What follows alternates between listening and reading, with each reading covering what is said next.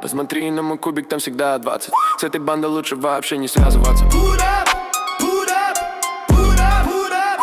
Oh. Yeah. Silent Go. Infernal Engine. Подпишись, если хочешь такие же криты. Всем привет! В данном ролике рассмотрим, какие питомцы самые используемые, какие таланты им лучше всего взять и где они вообще применяются. Если вы новичок, решили сезону гимн шахмат и клинка из первого сезона, либо со второго, то, соответственно, вы еще вообще не сталкивались с питомцами, и вкратце объясню, где они вообще берутся. Основной источник валюты для покупки дальнейших питомцев и фарма яиц — это у нас будет башня демона тени. Там мы берем валюту за получение очков в режиме Tower Defense.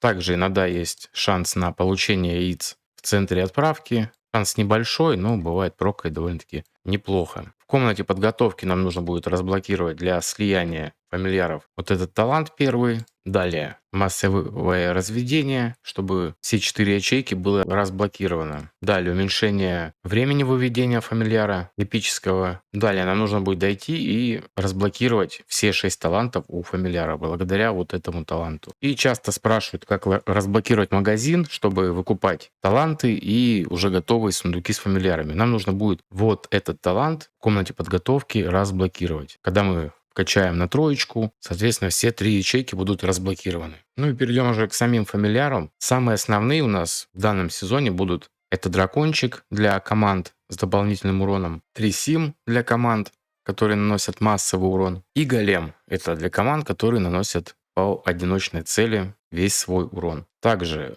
очень полезный это у нас олень, он больше для таких вот трэш-проходок, очень помогает на старте проходить данжи, потом феи, бездна. Вот там он по-любому будет использоваться. Также очень хорошо заходит на арену. И когда у нас начнется битва за кризис, также очень-очень-очень полезный питомец именно там. Так что без него тоже никуда. И уже более такой специфичный, в основном делается для очень противных боссов, которых мы будем в итоге бить вообще ледяным взрывом. И получается он у нас под Виньяру будет заточен, потому что именно в основном с ней он и будет использоваться. Также можно, конечно, и по других персонажей, которые кидают штраф атаки и режут полоску навыка, но их, в принципе, не так много, чтобы более эффективно, нежели Виньяра, использовать именно данного питомца. Перейдем уже к талантам. Сразу сделаю такое замечание, что если вы будете в качестве героев, которые наносят доп. Урон, делать именно большой акцент в основном на флоре, то есть всяких массовиков, типа там Летера, как бы это смешно не звучало, да, Перкунте,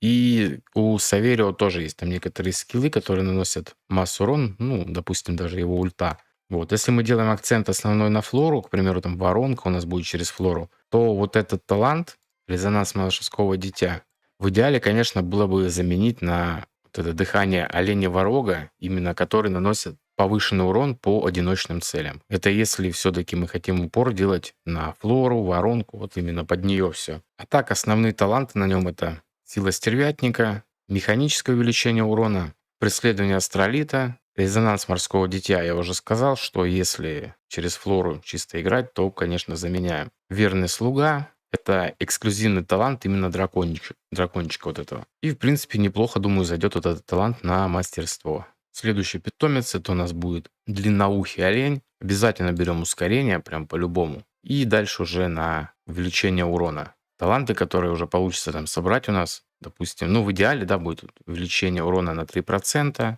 сила стервятника, преследование астролита и выход трясим. Почему не беру таланты оленя? Потому что он слишком уж универсальный, используется в командах, которые наносят урон и по соло-цели, и с массовиками. Поэтому поставить что-то одно в ущерб кому-то, думаю, не столько эффективно будет, нежели мы поставим все-таки талант Трисима и будем немножечко игнорировать защиты. Зато профит будет как для героев, которые наносят и массу урон, и для героев, которые наносят урон по соло-цели.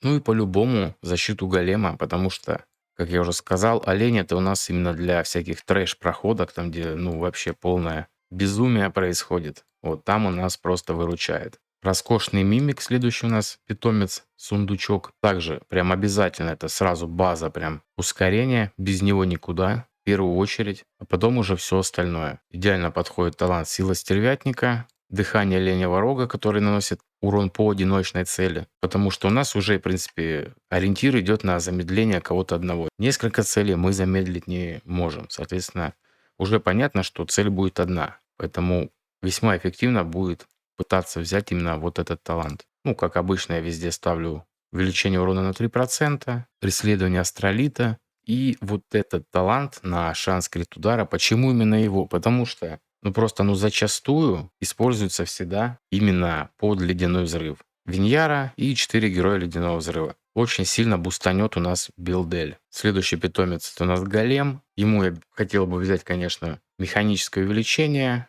урона, дыхание оленевого рога по-любому, потому что Голем у нас для урона по одиночной цели. Сила стервятника, преследование астролита, резонанс морского дитя. И все-таки думаю, вот этот талантик. Почему не на шанс крита? Потому что голем используется и с неустрашимыми, и с ледяным взрывом. Поэтому, учитывая, сколько Женевьева тоже наносит урона, да, то профитнее все-таки будет взять на крит урон. Да, можно взять на шанс крита, немножко потеряем крит урона, тем более, если учитывать таланты, которые мы берем на Женевьеву, весь этот излишек все равно пойдет на крит урон. Но, думаю, так все равно будет попрофитнее.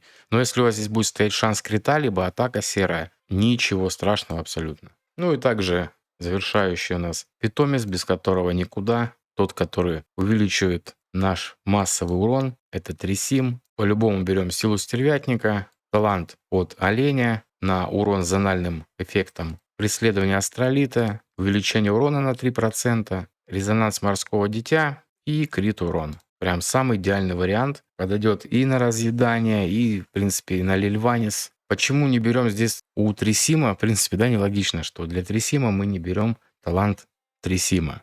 Почему так? Потому что он нам толком ничего и не даст. Самые такие крутые пачки, которые наносят больше всего массу урона, допустим, тот же призыв, да, Лильванис с артом уже, в принципе, игнорирует очень много защиты. Поэтому вот эта порезка нам там вообще не нужна. Что касается разъедания, там новая дракониха у нас с пассивного таланта, у нее там порча, она очень сильно дамажит, и она наносит чистый урон, так же, как и рук. И на чистый урон вот эта вся порезка вообще никак не влияет. В принципе, эти таланты тоже они не увеличивают чистый урон, но в случае Лильванис, допустим, там уже другая история. Поэтому на Трисиме, получается, талант самого Трисима не столь эффективен. Лучше все-таки брать на характеристики, поэтому вот этот талант прям must have. Это талант, который конкретно чистый урон у нас будет увеличивать. Основных питомцев мы рассмотрели. Остальные, в принципе, да, уже по мере возможности можно также прокачивать. Кто-то и на арене, допустим, морское дитя использует, кто через точность и сопру играет, то, в принципе, неплохо заходит. Но я не использую. Я делаю несколько копий других под разные ситуации и не жалуюсь. Вроде как все рассмотрели, самые такие важные моменты. Кому что непонятно, пишите в комментариях. Всем спасибо за просмотр. До скорых встреч. Всем пока.